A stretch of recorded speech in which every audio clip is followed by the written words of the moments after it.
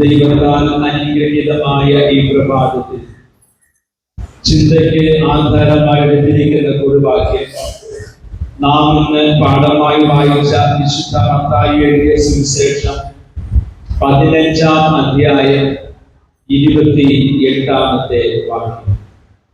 സ്ത്രീയെ, നിന്റെ വിശ്വാസം വലിയത്, നിന്റെ ഇഷ്ടം പോലെ നിനക്ക് ഭവിക്കട്ടെ എന്ന് ഉത്തരം പറഞ്ഞു.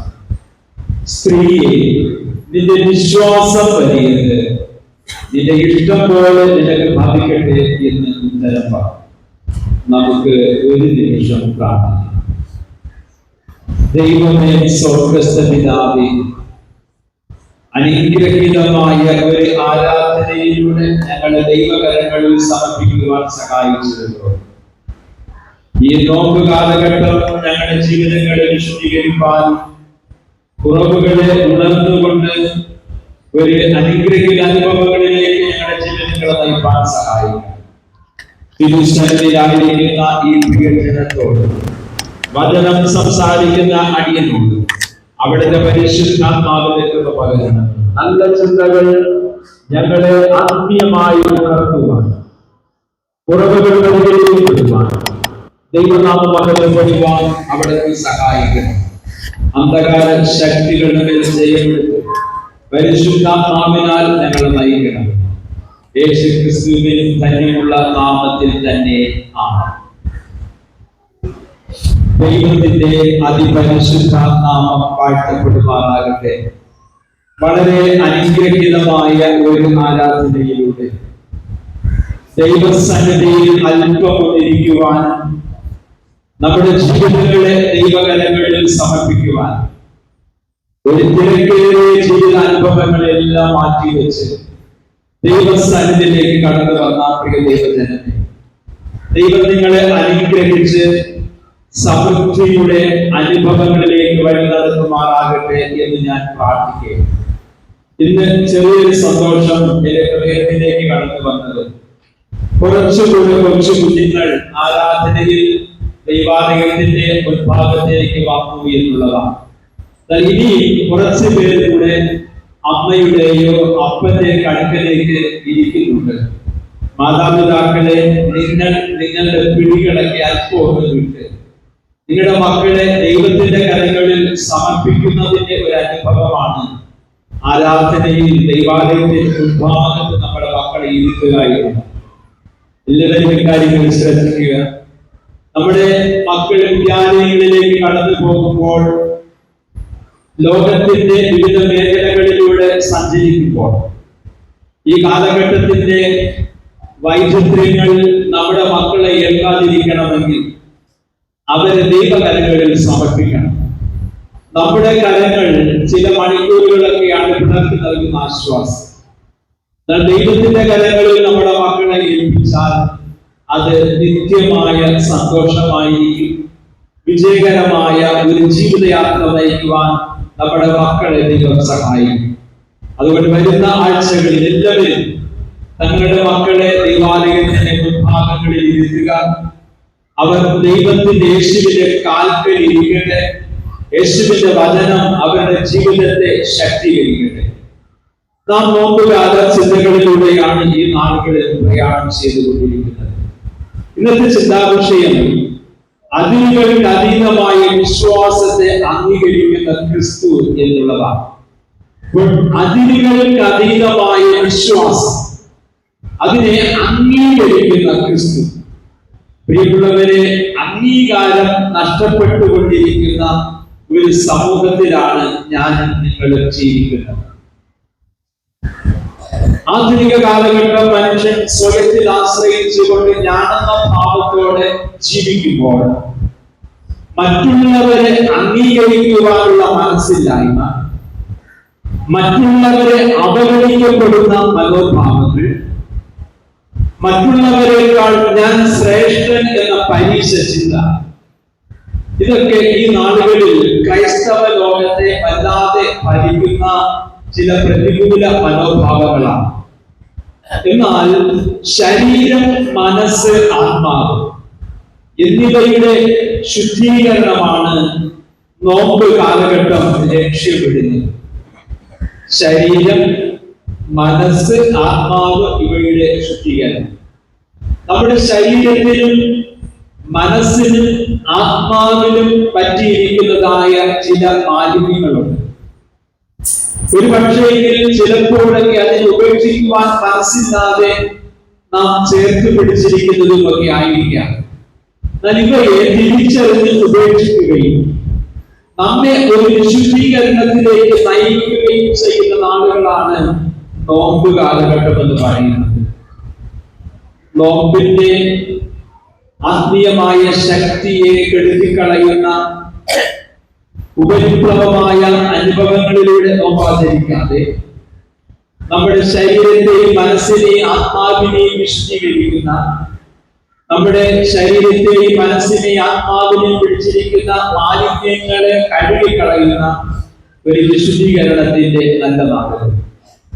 മനുഷ്യ ജീവിതത്തിന്റെ വസന്തകാലമാണ് നോമ്പ് കാലഘട്ടം എന്ന് ഞാൻ പലപ്പോഴും പറയുകയായിരുന്നു. നമ്മുടെ ജീവിതത്തിൽ കാലം ഏൽപ്പിച്ചിരിക്കുന്ന ചില മാലിന്യങ്ങളുണ്ട്. അതായത് നാം വിശ്വാസ ജീവിതത്തിന്റെ ആരംഭ നാളുകളിൽ പാപം എന്ന് കണ്ട് പലതിനെയും മാറ്റി നിർത്തിയിരുന്നു. കാലത്തിന്റെ ഒത്തൊഴുപ്പിൽപ്പെട്ട് നാം അത് ചെയ്ത് സാർവത്രികമായി അത് പാപമല്ല എന്ന് ചിന്തിച്ച് നമ്മുടെ ജീവിതത്തെ അല്ലെങ്കിൽ നമ്മുടെ ശരീരത്തെയും മനസ്സിനെയും ആത്മാവിനെയും അത് കീഴ്പ്പെടുത്തിയിരിക്കുന്ന സാഹചര്യങ്ങളിൽ ജീവിതം നയിക്കുന്നവരുണ്ട്. ഇങ്ങനെ കാലം ഏൽപ്പിച്ച മാലിന്യങ്ങളെ ഉന്മൂലനം ചെയ്ത് ഒരു വിശുദ്ധീകരണത്തിലേക്ക് നമ്മെ നയിക്കുന്നതാണ് നോമ്പ് കാലഘട്ടം. അപ്പോൾ നമ്മെ വിശുദ്ധീകരിക്കുവാൻ നമുക്ക് മാനസികമായ ആരോഗ്യം ഈ നാടുകളിൽ ആവശ്യമായിരിക്കുന്നു. അതുപോലെ ആത്മനിയന്ത്രണവും നമുക്ക് ആവശ്യമായിരിക്കുന്നു. കഴിഞ്ഞ ആഴ്ച പാപത്തിന്റെ ബന്ധനത്തിൽ നിന്നുള്ള വിമോചനം എന്ന ഭാഗത്ത് ആത്മനിയന്ത്രണത്തെ കുറിച്ചൊക്കെ നാം ചിന്തിച്ചു. എന്നാൽ ഇന്ന് നാം ചിന്തിക്കുന്നത് മാനസികമായ ഒരു ആരോഗ്യം വീണ്ടെടുക്കുക എന്നുള്ളതാണ്. ഒരു വ്യക്തിയുടെ മാനസിക ആരോഗ്യം മെച്ചപ്പെടുത്താൻ സാധ്യമാകുന്ന ചില ഘടകങ്ങളുണ്ട്.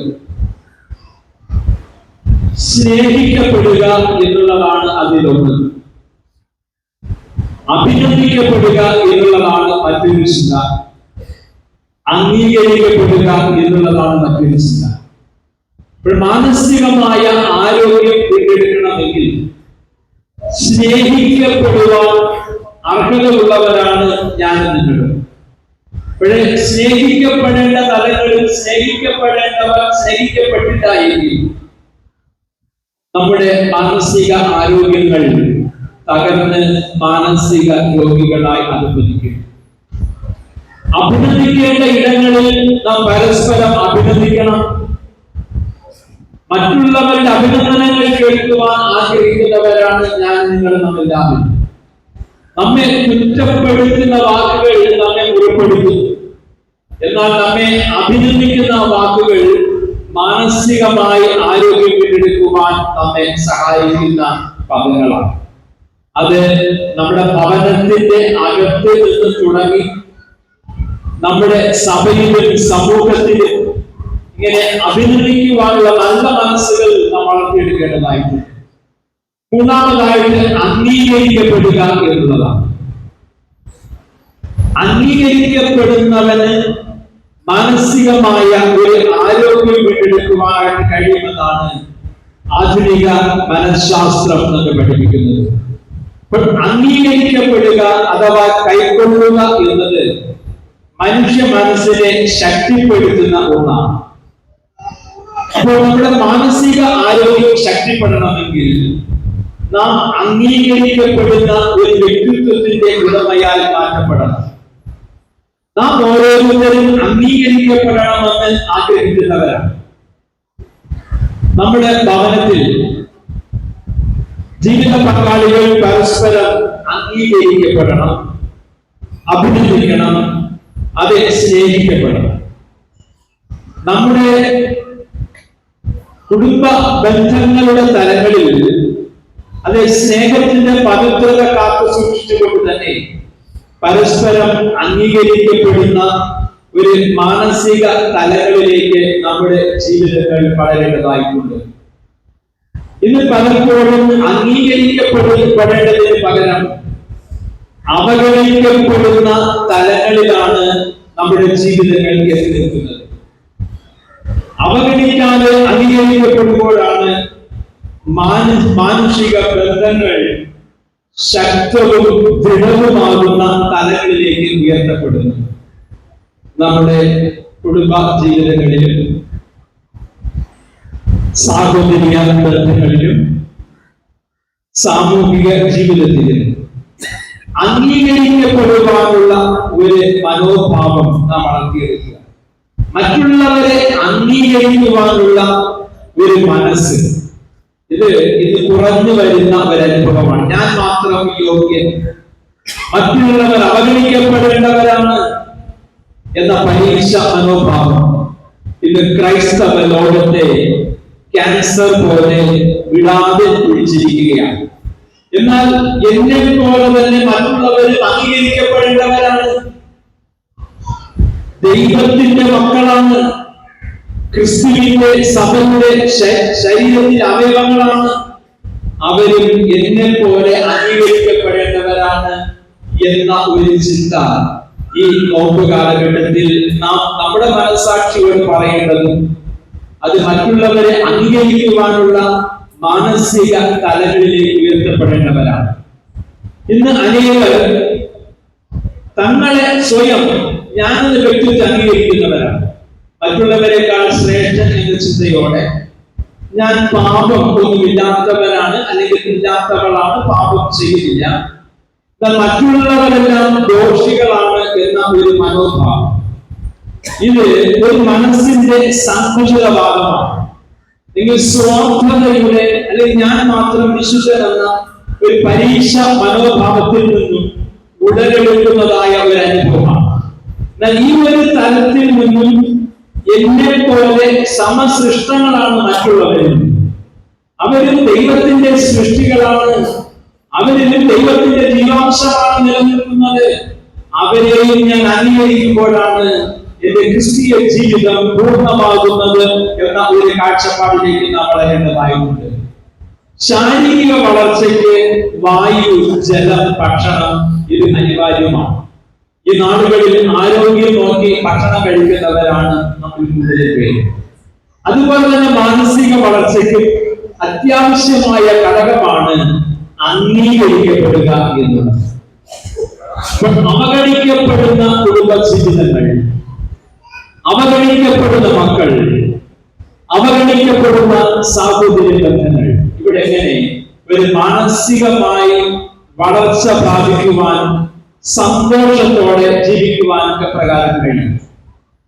തിരസ്കരിക്കപ്പെടുന്നവരുടെ അഥവാ അവഗണിക്കപ്പെടുന്നവരുടെ എണ്ണം ഇന്ന് കൂടി വരികയാണ്. പ്രിയപ്പെട്ടവരെ, അത് മറ്റുള്ള ഇടങ്ങളിലെല്ലാം നാം അന്വേഷിക്കേണ്ടത് നമ്മുടെ കുടുംബങ്ങളിൽ അന്വേഷിക്കുക. അത് തിരസ്കരിക്കപ്പെടുന്നവർ അഥവാ അവഗണിക്കപ്പെടുന്നവരുടെ എണ്ണം വർദ്ധിച്ചു വരുന്നു. അതിന്റെ പരിണിതഫലമായി വിഷാദ രോഗികൾ വർദ്ധിച്ചു വരുന്നു. ആത്മഹത്യ പ്രവണതകൾ, അതിനുവേണ്ടിയുള്ള ഉൾവിളികൾ, ഇതൊക്കെ ഇന്നിന്റെ ജീവിതത്തെ സ്വാധീനിക്കുന്ന അനുഭവങ്ങളാണ്. ഇവിടെ നാം ചിന്തിക്കേണ്ടതായ മറ്റൊരു ഭാഗം, എന്നെ സ്വീകരിക്കുവാൻ, എന്നെ അംഗീകരിക്കാൻ, എനിക്ക് വേണ്ടി കാത്തിരിക്കാൻ, എന്നെ അന്വേഷിക്കുവാൻ ആരെങ്കിലും ഉണ്ടെങ്കിൽ എന്റെ ജീവിതം വളരെ സന്തോഷകരമായ ഒരു അനുഭവമായിരിക്കും. ഹൃദയത്തിന് വല്ലാത്ത ഒരു ആശ്വാസമാണ്. എന്നെ അംഗീകരിക്കുന്ന ഒരു കുടുംബ ജീവിതമെങ്കിൽ, എനിക്ക് വേണ്ടി കാത്തിരിക്കുന്ന ജീവിത പങ്കാളിയെങ്കിൽ, എന്നെ അന്വേഷിക്കുന്ന കുടുംബാന്തരീക്ഷമെങ്കിൽ, എനിക്ക് എല്ലാവരും ഉണ്ട് എന്ന ചിന്ത എന്റെ കുടുംബ ജീവിതത്തിൽ ഉണ്ടെങ്കിൽ ആരും കടവരാന്തകളിൽ കാത്തിരിക്കില്ല. അവനവന്റെ കുടുംബാന്തരീക്ഷം, അത് കുടുംബം കൂടുമ്പോൾ ഇമ്പമെന്ന സ്വർഗതുല്യമായ ജീവിത അനുഭവങ്ങളിലേക്ക് നാം പ്രവേശിക്കും. അവിടെ ശരിയായ ഒരു മാനസിക ആരോഗ്യം നമുക്ക് ലഭിക്കുന്ന ഒരിടമാണ്. അതിനു വേണ്ടിയാണ് ദൈവം കുടുംബം എന്ന സംവിധാനത്തെ ഒരുക്കിയത്. ശരിയായ മാനസിക ആരോഗ്യം വളർത്തിയെടുക്കുവാൻ ശരിയായ കുടുംബ അന്തരീക്ഷങ്ങൾ ഉണ്ടാകണം. ഇങ്ങനെയുള്ള ശരിയായ കുടുംബ അന്തരീക്ഷങ്ങൾ ഉണ്ടാകണമെങ്കിൽ അംഗീകരിക്കപ്പെടുവാനുള്ള മനോഭാവത്തിലേക്ക് നാം വളരേണ്ടതായിട്ടുണ്ട്.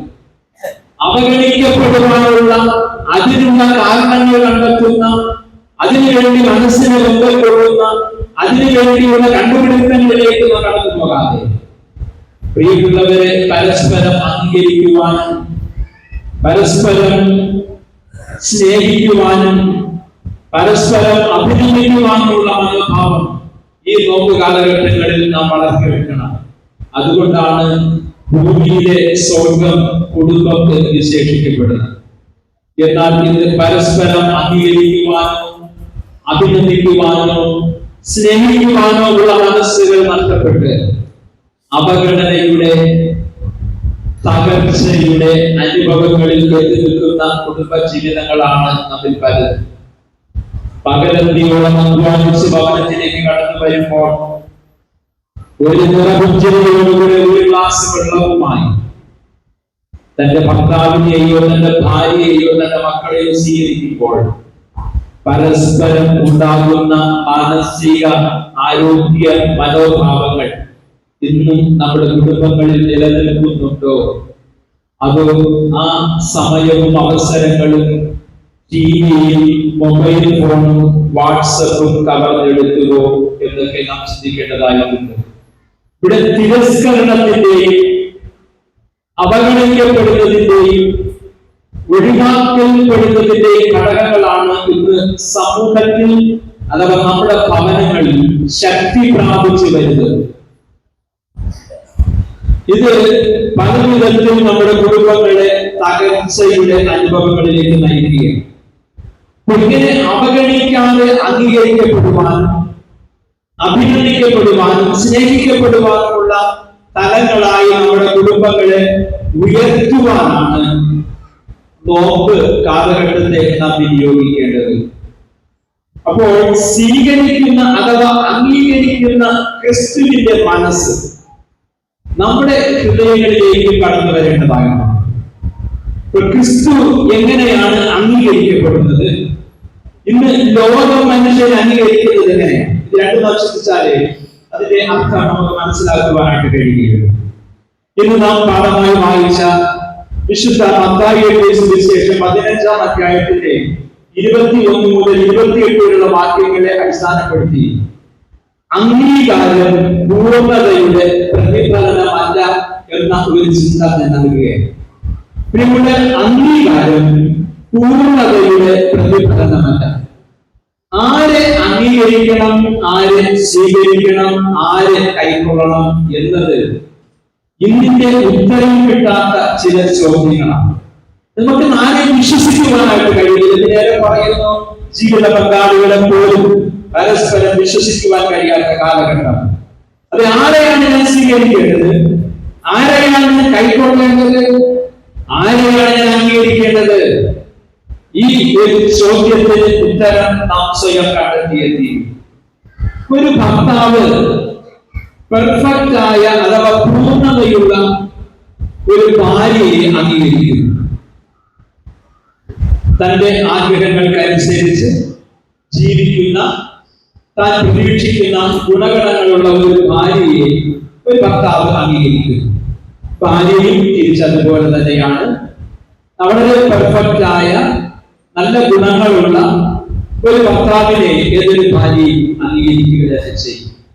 ഇത് ഒരു ലോക തത്വമാണ്. വിദ്യാലയങ്ങളിൽ മികച്ച വിജയങ്ങളുടെ വിദ്യാർത്ഥികളെ അംഗീകരിക്കുന്നു. അവിടെ വിദ്യാഭ്യാസത്തിൽ താഴ്ന്ന നിലവാരത്തിൽ നിൽക്കുന്ന വിദ്യാർത്ഥികളെ അവഗണിക്കുന്നു. സഭയും സമൂഹവും പദവിയും ധനവും മാനവും കുടുംബ മഹിമയും നോക്കി അംഗീകരിക്കുമ്പോൾ സഭയിലും സമൂഹത്തിലും ഒരു പദവിയും ഇല്ലാത്ത, ധനവും മാനവും ഇല്ലാത്ത, ഒരു കുടുംബ മഹിമയും ഇല്ലാത്തവർ അവഗണിക്കപ്പെടുന്നു. ഇങ്ങനെ നാം നോക്കുമ്പോൾ എല്ലാ തലങ്ങളിലും പൂർണ്ണതയുള്ളവരെയാണ് ഈ ലോകം അംഗീകരിക്കുന്നത്. കഴിവുകളില്ലാത്തവരെ കഴിവുകളില്ലാത്തവരെ അവഗണിക്കപ്പെടുന്ന ഒരു ലോകം, കഴിവുള്ളവരെ അംഗീകരിക്കുന്ന ലോകം. എന്നാൽ യേശു എപ്പോഴും തിരസ്കരിക്കപ്പെട്ടവരെ, അവഗണിക്കപ്പെട്ടവരുടെ പക്ഷത്തായിരുന്നു നിലകൊണ്ടത്. അത് യേശുവിന്റെ പരസ്യ ശുശ്രൂഷയിൽ യേശുവിനോടൊപ്പം എപ്പോഴും നടന്നത് പാർശ്വവൽക്കരിക്കപ്പെട്ടവർ, സ്വയം പേരില്ലാത്ത പുരുഷാരം എന്ന് പറയുന്ന ഒരു ജനസമൂഹം. അതായത് സ്വന്തം ഒരു ഐഡന്റിറ്റി, വ്യക്തിത്വമില്ലാത്ത, കഴിവുകളില്ലാത്ത ഒരു ജനസമൂഹമാണ് യേശുവിന്റെ പിന്നാലെ എപ്പോഴും ഉണ്ടായിരുന്നത്. ഇങ്ങനെ തിരസ്കരിക്കപ്പെട്ടവരെയും അംഗീകരിക്കുകയും സ്വീകരിക്കപ്പെടുകയും ചെയ്യുന്ന ഒരു നവമാതൃകയുടെ പക്ഷത്തായിരുന്നു യേശു നിലകൊണ്ടത്. ഈ ലോകത്തിന്റെ അംഗീകാരങ്ങൾ ലഭിക്കാതെ അവഗണിക്കപ്പെട്ടതായ, ഒരു കഴിവുമില്ല എന്ന് മുദ്രകുത്തപ്പെട്ടതായ, ആരും എന്റേത് എന്ന് പറയുവാൻ അവകാശപ്പെടാത്തതായ ചില വ്യക്തിത്വങ്ങൾ, അവരെ യേശു അംഗീകരിക്കുന്നതായിട്ട് വേദപുസ്തകം പഠിപ്പിക്കുകയാണ്. ചുങ്കക്കാരുടെയും പാപികളുടെയും സ്നേഹിതൻ, വഴിയരികിൽ നിന്ന് എല്ലാവരും അവഗണിക്കപ്പെട്ടവരുടെ നിലവിളിക്ക് മുമ്പിൽ കാതോർത്ത് നിന്നവൻ, 38 വർഷം ആരും എന്നെ സഹായിച്ചില്ല, എന്നെ അംഗീകരിക്കുവാൻ ആരുമില്ലായിരുന്നു എന്ന് പറഞ്ഞവനെ അംഗീകരിച്ചവൻ. ഇപ്രകാരം യേശു അംഗീകരിച്ചവരുടെ പട്ടിക നീണ്ടു പോവുകയാണ്. ഇങ്ങനെ ആരും അംഗീകരിക്കാത്തവരെ കാണുന്ന ഒരു കണ്ണ് യേശുവിനുണ്ടായി. എല്ലാവരും അവഗണിക്കപ്പെടുന്ന വ്യക്തിത്വങ്ങളെ കാണുവാനുള്ള കണ്ണ്, അത് ദൈവികമാണ്. പ്രിയമുള്ളവരെ, ഇന്ന് എല്ലാവരും അംഗീകരിക്കുന്നവരെ നാം അംഗീകരിക്കുന്നു, എല്ലാവരും അവഗണിക്കുന്നവരെ നാം അവഗണിക്കുന്നു. എന്നാൽ നാം കർത്താവായ യേശുവിനോടൊപ്പം ചേർന്ന് എല്ലാവരും അവഗണിക്കപ്പെടുന്നവരെ അംഗീകരിക്കുവാനുള്ള ഒരു മാനസിക തലങ്ങളിലേക്ക് നമ്മുടെ മനോഭാവങ്ങൾ ഇന്ന് വളരേണ്ടതായിട്ടുണ്ട്.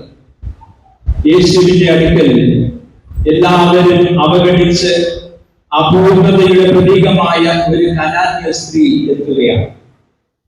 ഈ കനാന്യ സ്ത്രീ എന്ന് പറയുമ്പോൾ വംശീയമായും അവഗണിക്കപ്പെട്ടതായ ഒരു പുറജാതിക്കാരിയാണ്.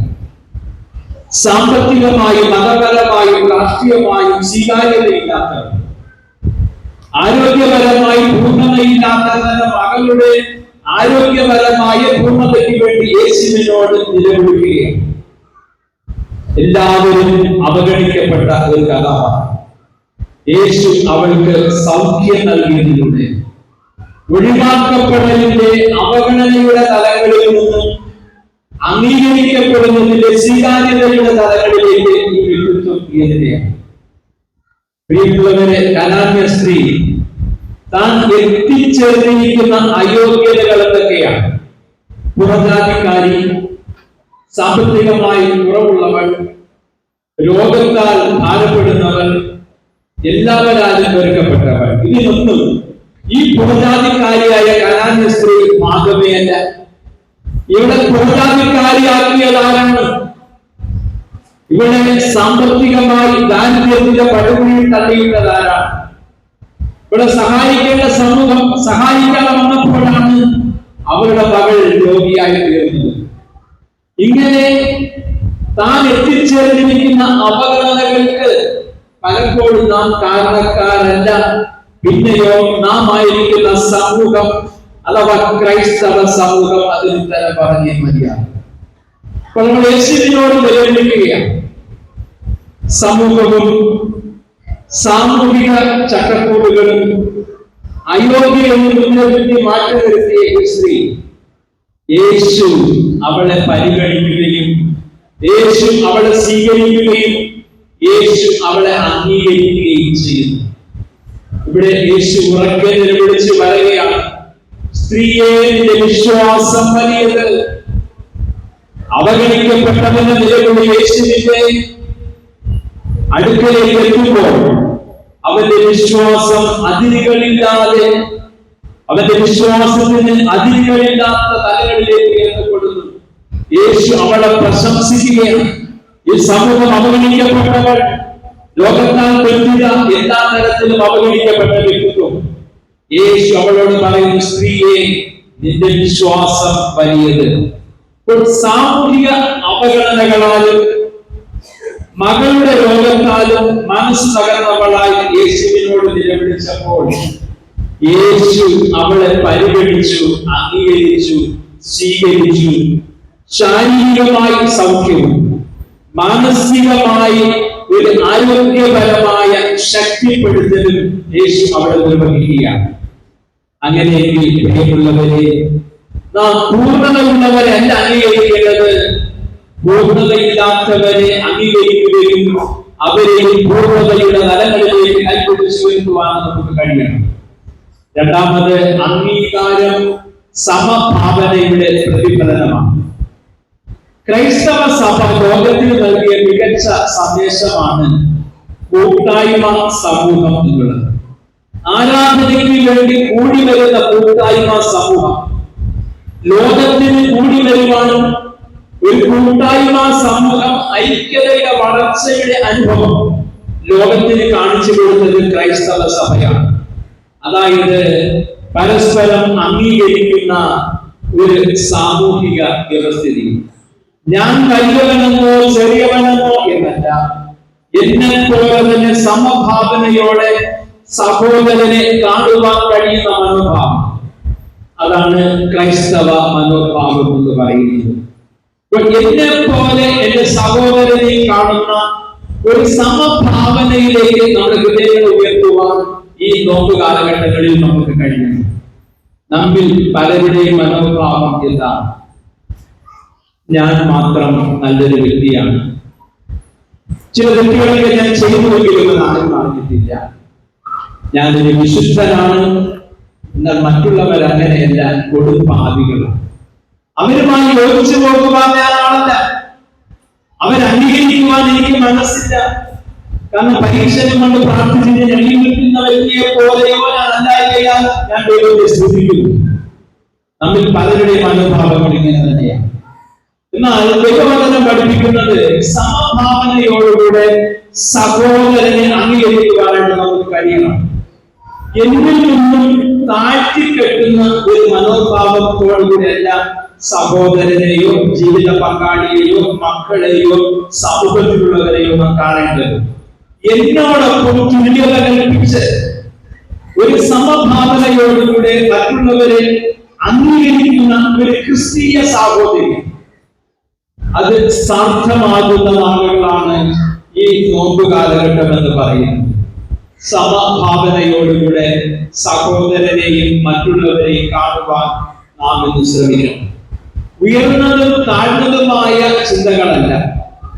ഒരു വൈദ്യനും രോഗിയും, ധനവാനും ദരിദ്രനും, ഗുരുവും ശിഷ്യനും, പണ്ഡിതനും പാമരനും ഒരുമിച്ചിരിക്കുന്നതാണ് ആരാധന. അവിടെ വേർതിരിവുകളൊന്നുമില്ല. അവിടെ ഞാൻ വലിയവനെന്നോ നീ ചെറിയവനെന്നോ ഏതൊരു താഴ്ത്തിക്കെട്ടലുമില്ല, ഉയർത്തിക്കെട്ടലുമില്ല.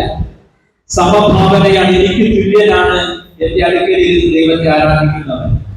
എല്ലാവരെയും ഒരുപോലെ കരുതുന്ന, അംഗീകരിക്കുന്ന, സ്വീകരിക്കുന്ന കർത്താവായ യേശുവിന്റെ മുമ്പിലാണ് നാം ആയിരിക്കുന്നത്.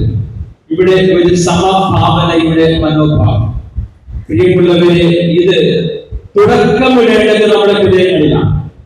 എല്ലാവരെയും എന്നെ പോലെ കാണുവാനുള്ള മനോഭാവം. സമഭാവനയോടെ എന്റെ ജീവിത പങ്കാളിയെയും എന്റെ മക്കളെയും മാത്രമല്ല, എന്റെ സഹോദരങ്ങളെയും സഹവിശ്വാസികളെയും കാണുന്ന തലങ്ങളിലേക്ക് നാം ഉയർത്തപ്പെടുമ്പോഴാണ് ക്രൈസ്തവ സാഹോദര്യം സാർത്ഥകമാകുന്നത്. ഇന്ന് നാം പാഠമായി വായിച്ച ലേഖന ഭാഗത്ത് ധനികനായ ഫിലോമോന് ഒനേസിമോസ് എന്നൊരു അടിമയുണ്ടായിരുന്നു.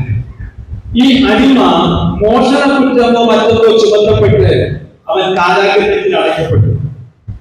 ആ കാരാഗ്രഹ വാസത്തിൽ ഈ ഒനേസിമോസ് എന്ന അടിമയെ അപ്പോസ്തലനായ പൗലോസ് കാണുകയാണ്. പൗലോസിന്റെ ദൈവവചന പ്രഘോഷണത്തിൽ മാനസാന്തരത്തിന്റെ അനുഭവത്തിലേക്ക് കടന്നു വന്ന ഈ ഒനേസിമോസ് ഒരു മാനസാന്തരത്തിലൂടെ താൻ ചെയ്തുപോയ തെറ്റുകളെ അവൻ അംഗീകരിച്ചു. അതിനെ അവൻ ഗുണമെന്ന് ഏറ്റുപറഞ്ഞു. ഇവിടെ പൗലോസ് താൻ മാനസാന്തരത്തിന് അനുകൂലത്തിലേക്ക് നയിച്ച ഈ ഒനേസിമോസ് എന്ന അടിമയെ വീണ്ടും ഫിലോമോന്റെ അടുക്കലേക്ക് പറഞ്ഞേക്കുമ്പോഴാണ് ഫിലോമോൻ എഴുതിയ ലേഖനം എഴുതി കൊടുത്തയക്കുന്നത്. ഒനേസിമോസ് ഇനി നിന്റെ അടിമയല്ല, സ്വന്തം സഹോദരനായി നിനക്ക് തുല്യനായി അംഗീകരിക്കപ്പെടേണ്ട ഒരു വ്യക്തിത്വമാണ് എന്ന് പൗലോസ് ഇവിടെ പറഞ്ഞു വെക്കുകയാണ്. അതേ പ്രിയമുള്ളവരെ, ഇന്നത്തെ ആരാധനയിൽ ഒരു നോമ്പുകാല ചിന്തകളോടെ നാം ദിവസത്തിലായിരിക്കുമ്പോൾ നമ്മുടെ ചുറ്റുമുള്ളവരും നമ്മുടെ അടുത്തിരിക്കുന്നതും നമ്മുടെ ഭവനത്തിലുള്ളവരും അത് നിനക്ക് തുല്യനായി അംഗീകരിക്കപ്പെടേണ്ടതായ വ്യക്തിത്വങ്ങളാണ് എന്ന സമഭാവനയുടെ ഒരു തലങ്ങളിലേക്ക് നാം ഉയരേണ്ടതായിട്ടുണ്ട്. ഇവിടെ ഒനേസിമോസ് ക്രിസ്തുവിന്റെ ശരീരത്തിന്റെ ഭാഗമാകയാൽ, അതായത് ഒനേസിമോസ് ഒരു അടിമത്തം അനുഭവിക്കുന്ന വ്യക്തിയല്ല, അവൻ ക്രിസ്തുവിന്റെ ശരീരത്തിന്റെ ഭാഗമാണ്. അപ്പോൾ നമ്മുടെ സഹോദരങ്ങൾ, നമ്മുടെ സമൂഹത്തിലുള്ളവർ, അവരും ഈ ക്രിസ്തുവിന്റെ ശരീരത്തിന്റെ ഭാഗമാണ് എന്ന സമഭാവനയിലേക്ക് നമ്മുടെ ഹൃദയങ്ങൾ ഉയർത്തപ്പെടേണ്ടതായിട്ടുണ്ട്. എനിക്ക് തുല്യനായ എന്റെ സഹോദരനെ സമഭാവനയോടെ കാണുവാനുള്ള ഒരു മനസ്സ്, അത് യേശുവിൽ നിന്നാണ് എനിക്ക് ലഭിക്കുന്നത്. ചാതുർവർണ്ണയത്തിന്റെയും ജാതി വ്യവസ്ഥിതികളുടെയും അടിമത്വത്തിന്റെയും അകത്തളങ്ങളിൽ കെട്ടപ്പെട്ടിരിക്കുന്ന ഭാരതീയ സാംസ്കാരിക മതപരമായ ചട്ടക്കൂടുകളെ തകർത്തുകൊണ്ട് കർത്താവായ യേശു ക്രിസ്തുവിന്റെ അത് സമഭാവനയുടെ സുവിശേഷം ഈ കേരളക്കരയിൽ വന്നില്ലായിരുന്നുവെങ്കിൽ നമ്മുടെ അവസ്ഥ എന്തായി തീരുമായിരുന്നു? മാറി മറച്ച് വസ്ത്രം ധരിക്കുവാൻ പോലും ഭാഗ്യമില്ലാത്ത നമ്മുടെ അമ്മമാർ, അതേപോലെ വസ്ത്രം ഇട്ടുകൊണ്ട് പൊതുവഴികളിലൂടെ സഞ്ചരിക്കുവാൻ യോഗ്യതയായി നമ്മുടെ മാതാപിതാക്കൾ, ഇന്നത്തെ നമ്മുടെ സമഭാവന മറ്റുള്ളവരോടൊപ്പം തല ഉയർത്തി നിൽക്കുവാനുള്ള ഒരു മനോഭാവത്തിലേക്ക് നമ്മൾ ഉയർത്തിക്കെട്ടിയത് അത് ഈ കർത്താവായ യേശുവിന്റെ സമഭാവനയുടെ സുവിശേഷമാണ്. അതിൽ നമ്മുടെ അനുഭവങ്ങൾ ഇതെത്തിയിരിക്കുന്ന സ്വാതന്ത്ര്യവും സന്തോഷവും നാം അനുഭവിക്കുമ്പോൾ ആ യേശുവിനെ തിരസ്കരിച്ചുകൊണ്ട്, ആരാധനകളെ അവഗണിച്ചുകൊണ്ട് ഈ ലോകത്തിന്റെ പിന്നാലെ കടന്നു പോകേണ്ടവരല്ല നാം. പ്രിയമുള്ളവരെ, ഈ നോമ്പ് കാലത്ത് മാനസിക ആരോഗ്യം ശക്തിപ്പെടുത്തുവാൻ കഴിയാതെ മാനസികമായി തകർന്ന ചുറ്റുപാടുകളിൽ നിലനിൽക്കുന്നവരുടെ എണ്ണം വർദ്ധിക്കുകയാണ്. മറന്നു പോകരുത്. ഒരു പക്ഷേങ്കിൽ മാനസികമായി തകർച്ച നേരിടുന്ന വ്യക്തിത്വങ്ങളായിരിക്കും ഞാൻ നിങ്ങൾ. കുറച്ചുകൂടെ വ്യക്തമായി പറഞ്ഞാൽ, നമ്മുടെ ജീവിത പങ്കാളി ഈ തകർച്ചയുടെ പങ്കിലായിരിക്കാം. നമ്മുടെ മക്കൾ, മാതാപിതാക്കൾ, സഹോദരങ്ങൾ, സഹവിശ്വാസികൾ, സ്നേഹിതർ, ഇവരെല്ലാം ഈ മാനസികമായ തകർന്നവരുടെ പട്ടികയിൽ ഒരു പക്ഷേ കണ്ടേക്കാം. അവരോടുള്ള നമ്മുടെ സമീപനം എന്താണ്? അവരോടുള്ള നമ്മുടെ മനോഭാവം എന്താണ്? അവരാരും പൂർണ്ണതയുള്ളവരായിരിക്കില്ല. പ്രിയമുള്ളവരെ, അവരെ പൂർണ്ണതയിലേക്ക് നയിക്കുന്നത് മാനസികമായി നാം അവരെ ശക്തിപ്പെടുത്തുമ്പോഴാണ്. അവർ ചിലപ്പോഴൊക്കെ സമൂഹത്തിൽ താഴ്ന്നവരും താഴ്ത്തപ്പെട്ടവരും ഒക്കെ ആയിരിക്കാം. അവർ സമൂഹത്തിന്റെ ഉന്നതങ്ങളിലേക്ക്, സമഭാവനയിലേക്ക് എനിക്ക് തുല്യനായ വ്യക്തിത്വമായി അംഗീകരിക്കുമ്പോഴാണ് അവരും സമൂഹത്തിൽ അതേ സമഭാവനയുടെ ക്രിസ്തുവിന്റെ ശരീരമായി രൂപാന്തരപ്പെടുന്നത്. അതിന് നമുക്ക് എന്തൊക്കെ ചെയ്യുവാനായിട്ട് കഴിയും? ഇത് പലപ്പോഴും നമുക്ക് പലതും ചെയ്യുവാനുണ്ട്. ഈ ചെയ്യുവാനുള്ള കാര്യങ്ങൾ നാം ബോധപൂർവ്വം മറച്ചു വെച്ച് ഞാനൊരു വിശുദ്ധനാണ്, മറ്റുള്ളവർ പാപികളാണ് എന്ന ചിന്തയോടെ ജീവിക്കുന്നവരോട് എനിക്ക് പറയുവാനുള്ളത്, പ്രിയമുള്ളവരെ, നമ്മുടെ സന്തോഷം പകരുന്ന ഒരു വാക്ക്, സ്നേഹാർദ്രമായ ഒരു ചിരി. നാം വെറുതെ മൊബൈലിൽ വാട്സപ്പിൽ തോണ്ടി കളയുന്ന സമയത്തിൽ ഒരു അല്പ സമയം അവരുമായി ചിലവിടുവാനുള്ള നല്ല മനസ്സ്, സ്നേഹാർദ്രമായ ഒരു നോട്ടം, സ്നേഹത്തോടുകൂടിയ ഒരു തലോട്, ഇതെല്ലാം അവരുടെ മാനസിക ആരോഗ്യത്തെ ശക്തിപ്പെടുത്തുന്ന അനുഭവങ്ങളാണ്.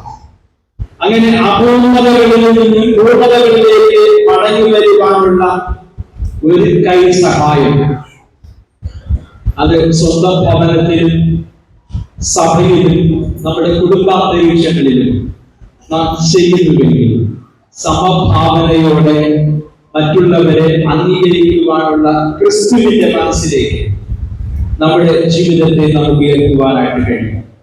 ആ ഒരു അനുഭവത്തിലേക്ക് കടന്നു വരുവാൻ ദൈവത്തിന്റെ പരിശുദ്ധാത്മാവിനെ നമ്മെ ഓരോരുത്തരെയും വഴി നടത്തുമാറാകട്ടെ.